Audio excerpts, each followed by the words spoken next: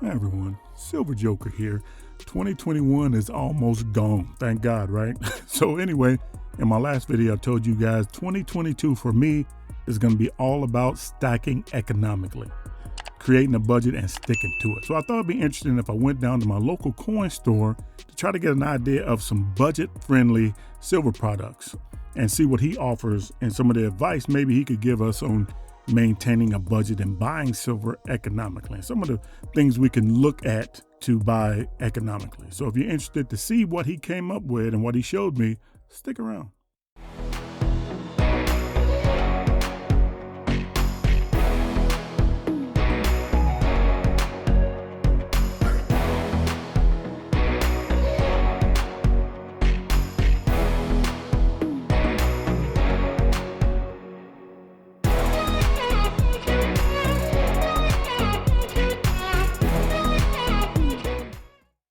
Phil, so let's talk a little bit just about the different types of silver first, and then we'll get into what's the better buy as far as your budget goes.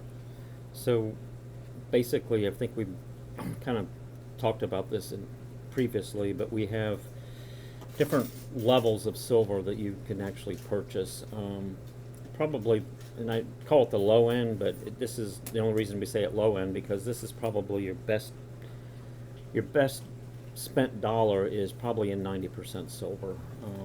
It's a good way to collect silver. It's U.S. coins, 1964 and earlier, dimes, quarters, half dollars, manufactured by the U.S. Mint. You can see all types of conditions. Very good way to collect silver. It's a little bit cumbersome to try to figure out exactly how many ounces you've got. The ratio right now that they use is essentially 0.72 ounces per dollar, face dollar that you buy. So in any combination, 50 cent, 2 quarters, 10 dimes, 2 half dollars, in any dollar combination, if melted out, you should end up with 0.72 ounces of silver. So there's a little bit of a calculation to do if you want to figure out how many ounces of silver you've got, but 90% is a good way to start collecting silver. You can buy it in small increments, which is what a lot of people like to do. If they don't have a large budget, they can come in and buy a few dimes, and spend under $5. So it's budget friendly because it's economical. It's economical in terms of it's probably the cheapest way to buy silver, but it's also economically friendly if you don't have a large budget to spend at any one point in time. Sure. Okay, so what do we got next? What's the next thing you would well, the next step up would be the fractional pieces of silver. If you don't have a whole lot of money, see if you can get a hold of maybe half ounce or quarter ounce.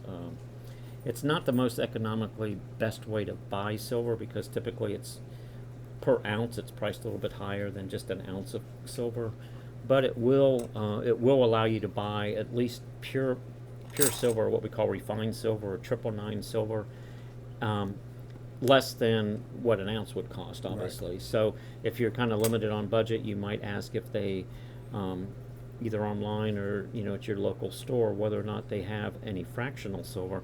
Now over time, it's not the best way to buy it, because you're going to be spending a lot more for your ounces as you add them up. But if you're kind of strapped at the time and you still want to collect silver, I mean, it's a good way to still collect refined silver or 999 or 49 silver that's been refined or purified into this form, and not spend a whole lot of money. I mean, you can still kind of keep a lower budget with those types of things. Right. So if I can't afford a whole ounce, I could ask them if they had fractional, half ounce or quarter ounce. Chances are, if you're going to buy 2 half ounces, it might be best to buy the full ounce. Right. Now, some people, again, individual preferences, they like the fractional silver because they think that if silver gets up to a high dollar amount, they have smaller pieces to either barter with or trade. So they're willing to pay a little bit more for the convenience of having it broken down already. I understand that. That's good. All right, so the fractional, and then what we have? And after that, you go to what we just call, and this is probably the most common thing that most people buy and sell, is just the 1 ounce rounds or bars. I don't really have any bars. We do have a 5 ounce bar here, but well, they make these in the 1 ounce they version. do. Yeah, sure. I'm sure many of the viewers I've seen these in Yeah, the 1 ounce version. So these will be economical. They would go along with the the pricing of generic. these two are probably going to be about the same per ounce. So whether you get the rounds or the bars, chances are that it's a preference again to the individual. Some people like the bars because they like to stack them. Some people like rounds because they fit in these tubes, and you can put them in typically rolls of 20. So this is the next step up. This is the refined silver. This is the pure silver. You get a full ounce of silver. And you can count your silver ounces very easily by just counting the number of pieces you have. When you start buying this, try to stick with generic. There's enough selection in the generic rounds that you don't have to go out and buy the big premium pieces to get a nice selection and differences in the type of silver that you see. You get a lot of different designs.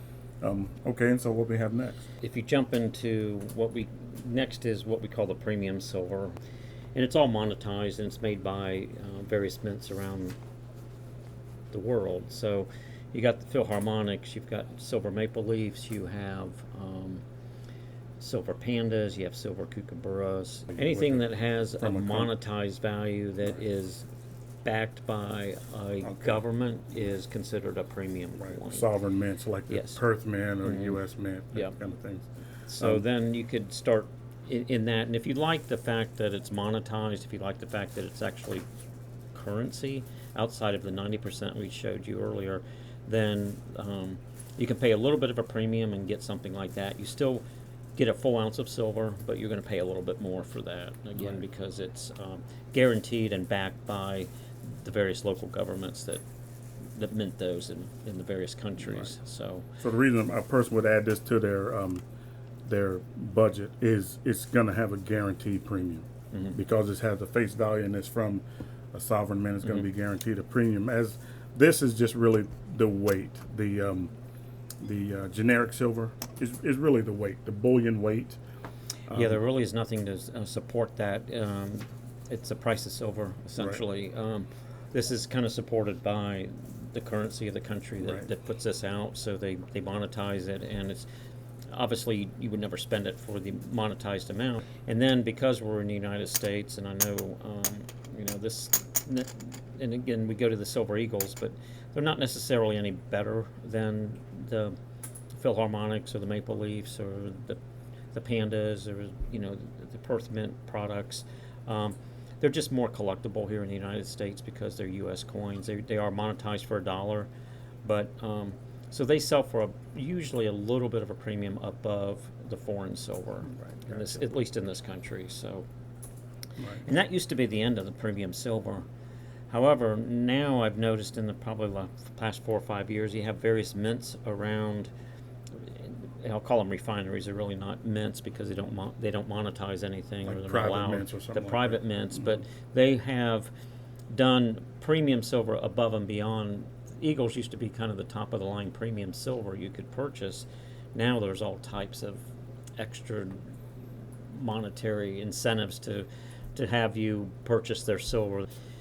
Various refineries will put out a special series of coins. They limited edition, right? And then they charge extra premiums for that. So you can go well and beyond what I would consider the end of the line in terms of premium silver into what we call ultra premium silver, which means you may end up spending 2 or 3 times the value of a silver coin, or the value of silver to get that coin.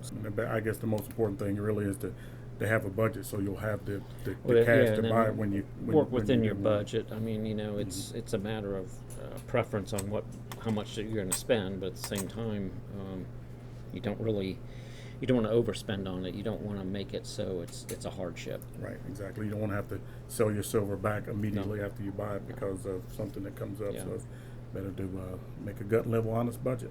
All right, Phil, well, I appreciate that. I'm going to take some of this home with me, and we'll be back to talk to you some other time. Great, thank you. Appreciate it.